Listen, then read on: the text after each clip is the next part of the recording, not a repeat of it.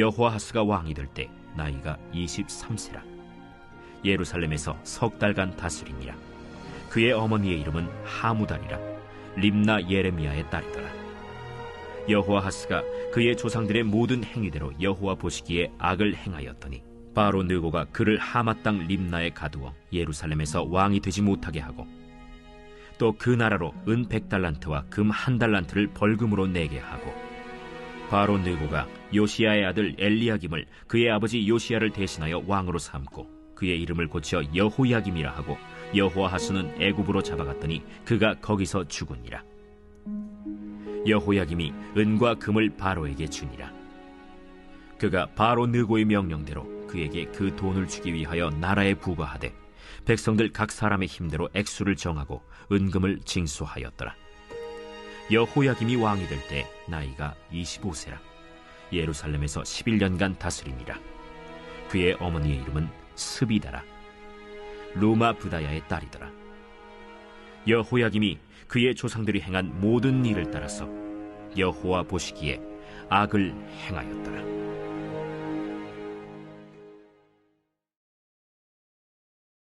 제24장.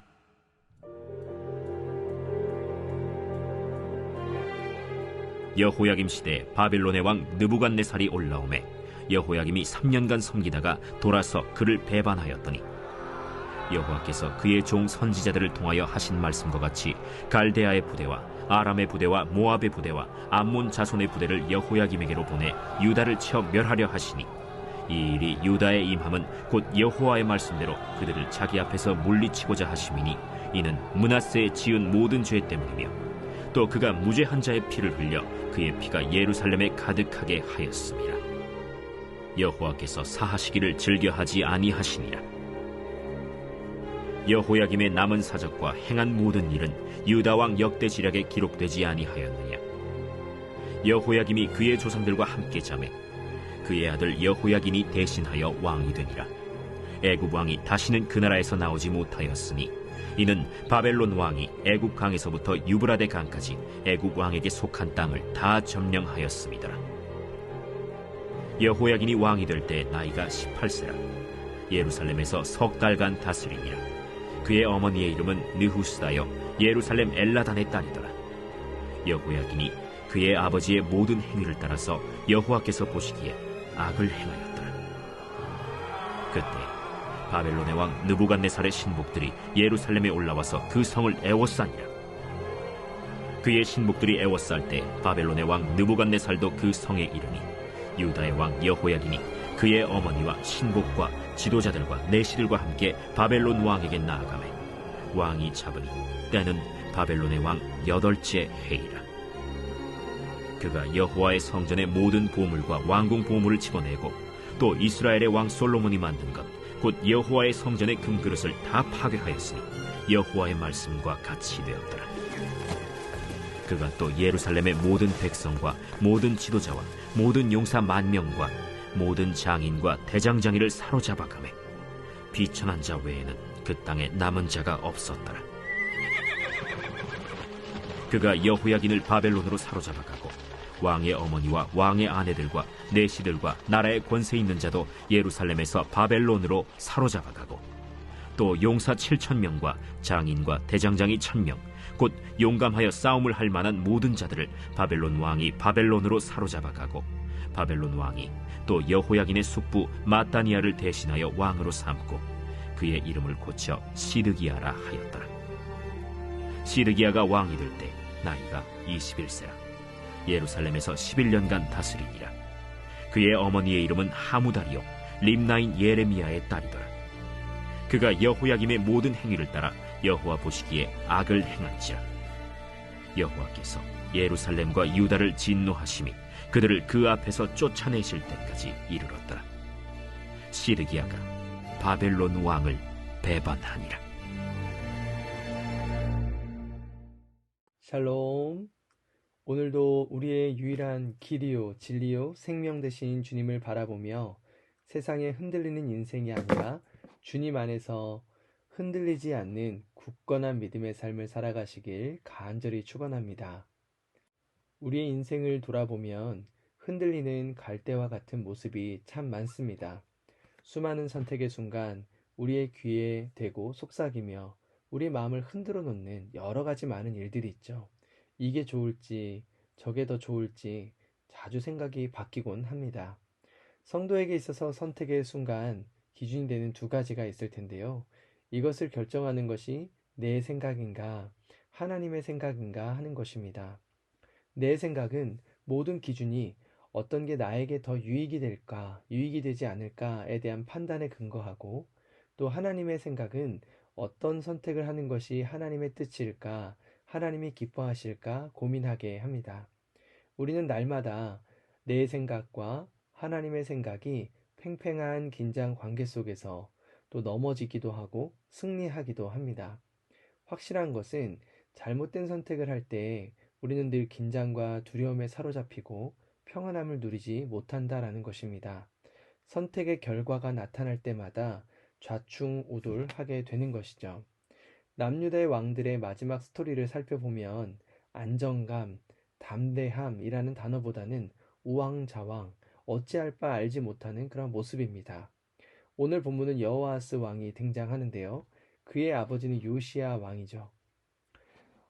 성전에서 하나님의 말씀을 발견하고 그 말씀을 따라 살아가기 위해 애썼던 왕이라고 평가합니다. 모세의 율법을 따라 여호와께로 돌이킨 왕은 요시야 전에도 없었고 후에도 그와 같은 자가 없었더라 라고 말씀하죠. 그러나 남유다를 향해 크게 타오른 진노는 돌이키지 못하였다 라고 평가합니다. 노년에 애굽 왕 바론드고가 아수르 왕을 치기 위해 올라가는 길을 막으려다가 결국 죽임을 당하게 되죠. 그리고 백성에 의해서 세워진 왕이 여호아하스 왕이었습니다. 3개월이라는 짧은 시간 동안 다스렸지만 그에 대한 평가는 이러합니다. 32절인데요. 여호아스가 그의 조상들의 모든 행위대로 여호와 보시기에 악을 행하였더니 선택의 모든 순간이 여호와 보시기에 악을 행했다라고 이야기합니다.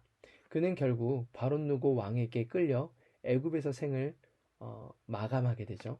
비참한 결과입니다. 그 다음 세워진 왕이 엘리야김이라고도 불리기도 하고 여호야김이라고 불리기도 합니다. 여호야김은 11년간 다스렸던 왕이지만 그에 대한 평가도 동일했습니다. 여호와 보시기에 악을 행하였다. 그리고 그 결과는 멸망이었죠. 여호야김의 모습을 가만히 보면요. 선택의 소용돌이 속에 있었습니다.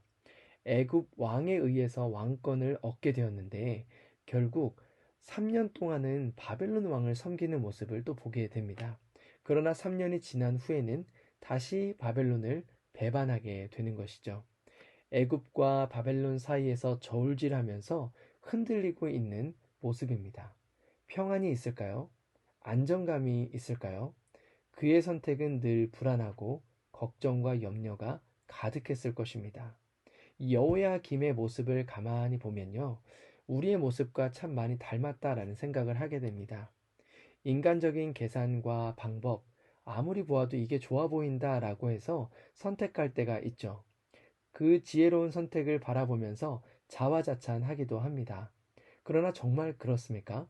시간이 지나면 우리가 선택했던 것들이 오히려 우리를 더 큰 불안과 두려움을 주기도 합니다. 자녀를 위해 선택했던 일들이 갈등을 야기시키기도 하고 직장에서 우리가 더 좋은 선택을 했다라고 여겼던 일들이 오히려 잘못된 결과가 우리가 기대하지 않았던 결과가 나오기도 합니다. 선택의 순간 계산보다 훨씬 더 중요한 것은 무엇일까요? 우리가 하나님 앞에서 하나님 안에서 어떤 마음과 생각과 판단을 가지고 결정했느냐라는 것입니다. 애굽 왕이 강해 보이면 애굽을 선택하고 바벨론 왕이 더 강해 보이면 바벨론을 선택한다면 그 사이에서 우리는 늘 끌려갈 수밖에 없는 것입니다.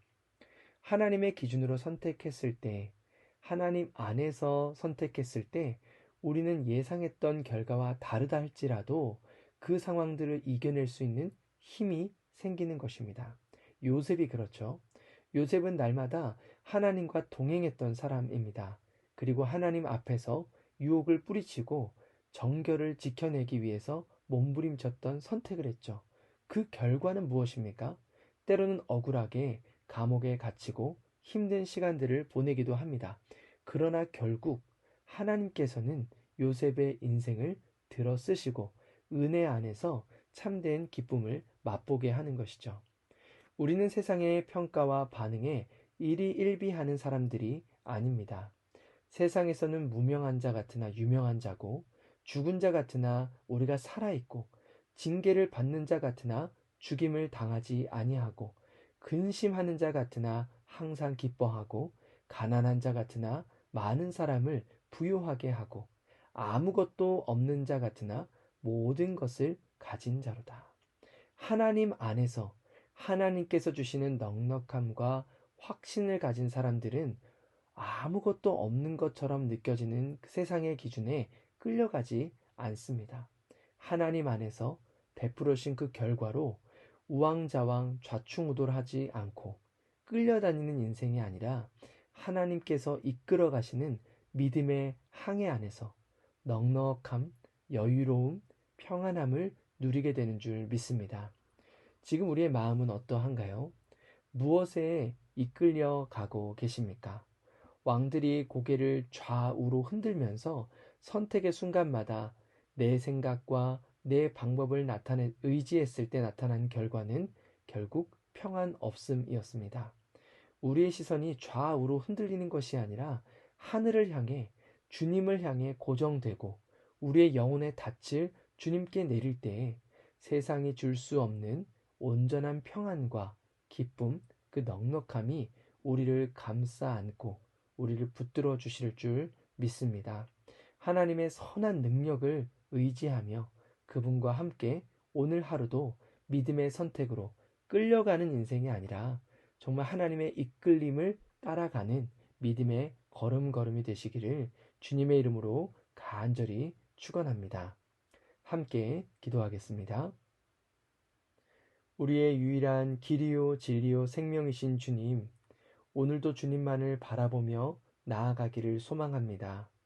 세상의 유혹과 풍파가 우리의 눈을 흐리게 하고 하나님을 온전히 바라보지 못하게 할 때 다시 한번 시선을 고정시켜 하늘을 향해 바라봅니다.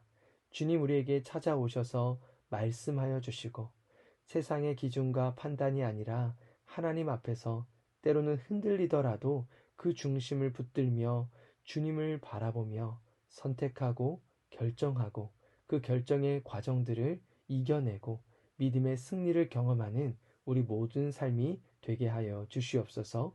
끌려가는 인생에서 벗어나 주님이 이끌어 가시는 복된 믿음의 길을 걸어가게 하여 주시옵소서. 함께 하실 주님께 감사드리며 예수님의 이름으로 기도드립니다. 아멘. 오늘도 말씀을 붙들고 또 예배를 위해서 함께 기도하겠습니다.